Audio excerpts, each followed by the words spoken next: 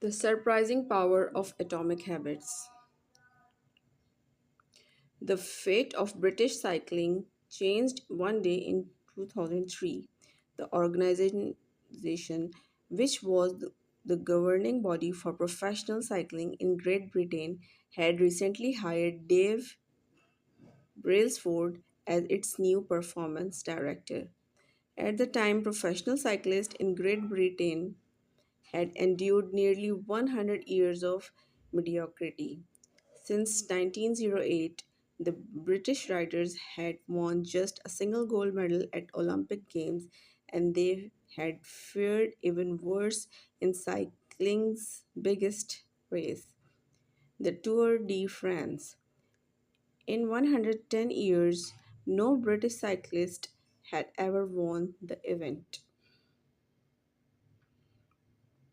In fact, the performance of British riders had been so underwhelming that one of the top bike manufacturers in Europe refused to sell bikes to the team because they were afraid that it would hurt sales if other professionals saw the Brits using their gear.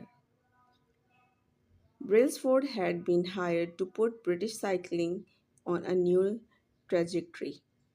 What made him different from previous coaches was his relentless commitment to a strategy that he referred to as the aggression of marginal gains, which was the philosophy of searching for a tiny margin of improvement in everything you do.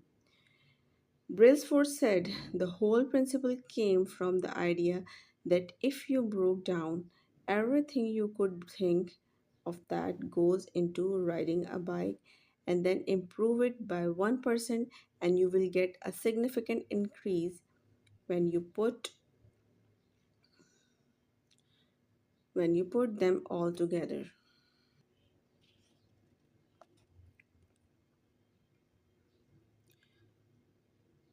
Brailsford and his coaches began to making small adjustments you might expect from a professional cycling team.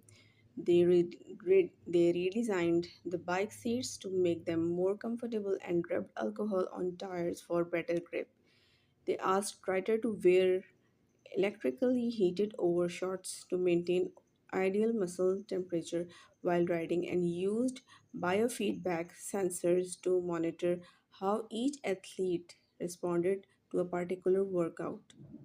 The team tested various fabrics in wind tunnel and had their outdoors riders switch to indoors racing suits, which proved to be lighter and more aerodynamic. But they didn't stop there.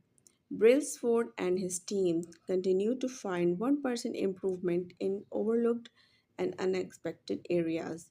They tested different types of massage gels to see which one led to the fastest muscle recovery.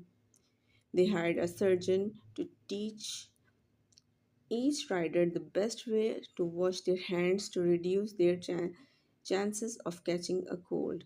They determined the type of pillow and mattresses that led to the best night's sleep for each rider. They even painted the inside of the team truck white, which helped them spot little bits of dust that would normally slip by unnoticed but could degrade the performance of the finely tuned bikes. As these and hundreds of other small improvements accumulated, the result came faster than anyone could have imagined.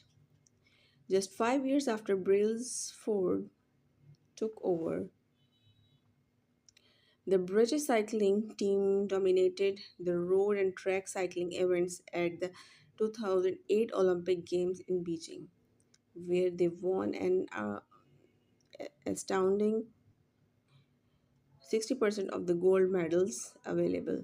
4 years later, when the Olympic Games came to London, the Brits raised the bar as they set nine Olympic records and seven world records. The same year, that same year, Bradley Wiggins became the first British cyclist to win the Tour de France. The next year, his teammate Chris Froome won the race and he would go on to win again in 2015, 2016, and 2017, giving the British team five Tour de France victories in 6 years. During the 10-year span from 2007 to 2017, British cyclists won 178 World Championships and 66 Olympic or Paralympics gold medal and captured 5 Tour de France victories in what is widely regarded as the most successful run in the cycling history. How does this happen? How does a team of previously ordinary athletes transform into world champions with tiny changes that at first glance would seem to make the modest difference the best? Why do small improvements accumulate into such remarkable results? And how can you replicate this approach in your own life?